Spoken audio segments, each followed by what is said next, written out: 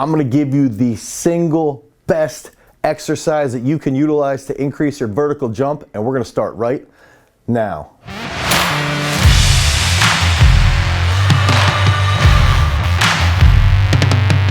What's up everybody, it's Dane Miller from GarageStrength.com, and if this is your first time to the channel and you want to learn how to become an explosive freak, you want to jump higher, you want to run faster, you want to get stronger, make sure that you like, you subscribe, and you ring that notification bell so we can help you become a champion. So oftentimes we find ourselves sitting here thinking as strength and conditioning coaches, as Olympic weightlifting coaches, as sports performance coaches, what exercise can we do to make our athletes a little bit more explosive? They're slow, they're sluggish, they don't jump high. We've got to figure out how we can get our guys to jump over 30 inches, how we can get our women to jump over 20 inches. What can we do to push these huge results? And we've got to take that step back as coaches, as athletes. We've got to sit there and recognize what are the key factors behind vertical jump training. We know that there's going to be a breaking point. Okay, we know that during the counter movement, there's going to be an eccentric load, and we know there's got to be a braking impulse in the body. So we got to train our athletes to know how to absorb force. And when they absorb force very, very well, now we know that they are going to learn how to reuse that force, and that's where the propulsion impulse comes into play. So when we can start to comprehend the different factors, now we can take that step back. We know we have to have athletes be incredibly strong. We know that if we use contrast training, we can potentiate jumping capability. If we're doing, say, a back squat or a front squat for a double or a triple, and then we rest 3 to 3.5 minutes, we know that these athletes are going to be potentiated to jump a little bit higher. So now they're going to start to learn how to utilize that eccentric stress. They're going to learn how to brake properly. They're going to learn how to recuperate and utilize that energy for a bigger jump. And so it's important to know we've got to be strong. We've got to be elastic. We've got to be able to react very quickly. We've got to be able to utilize energy as effectively as possible. And that is what's going to lead to these huge vertical jumps. But what is it in training that we can do specifically to increase our vertical jump? And that's where a lot of the information around this style of training we've put together inside our vertical jump manifesto. So if you click on the link down below in the description, you can pick up our vertical jump manifesto. We walk you through a 12-week program specifically designed to increase your vertical jump that you can do in your home gym. You can get stronger, you can learn how to be more explosive, how to use that energy properly, and ultimately reach those new heights. But now we're going to dive deep into that number one exercise that's going to help you blow up your vertical jump. So what is that number one exercise? I love to utilize the behind the neck jerk to increase the vertical jump.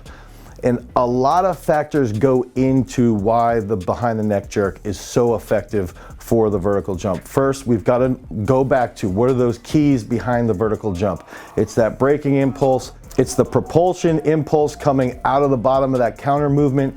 It's increasing our rate of force development as fast as possible. So how quickly can we peak our propulsion? These are all factors that come into play. And the biggest factor behind the neck jerk is we're gonna have that counter movement on the dip. We're gonna have that braking mechanism at the bottom of the dip.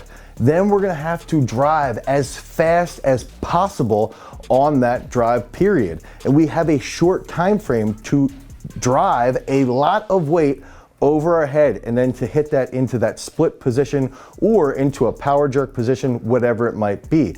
This movement teaches every single aspect that we have to learn to be able to execute a vertical jump efficiently.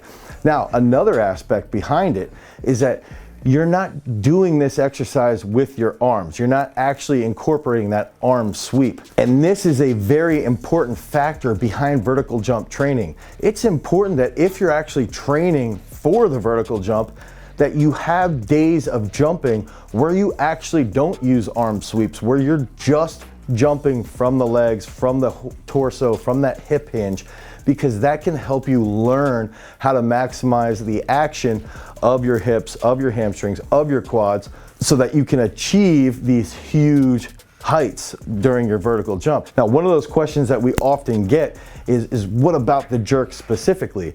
If we can look at the jerk movement, the behind the neck jerk on force plates, it is the fastest, most explosive resistance-based exercise that you will study. It's more explosive than trap bar jumps. It's more explosive than the push press. It's more explosive than squat and jumps with a bar on your back.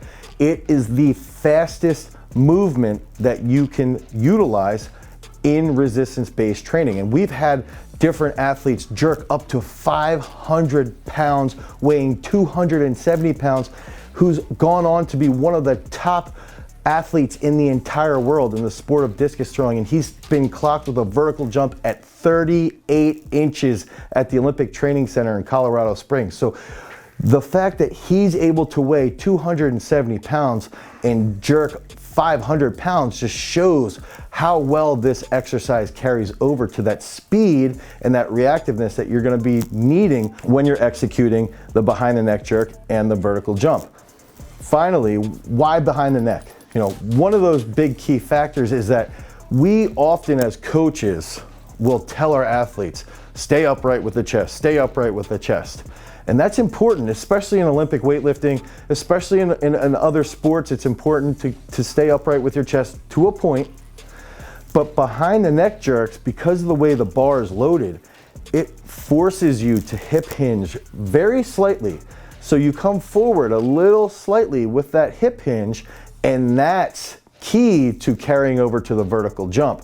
And that's going to help you learn how to use those hips and propel yourself vertically as quick as you possibly can.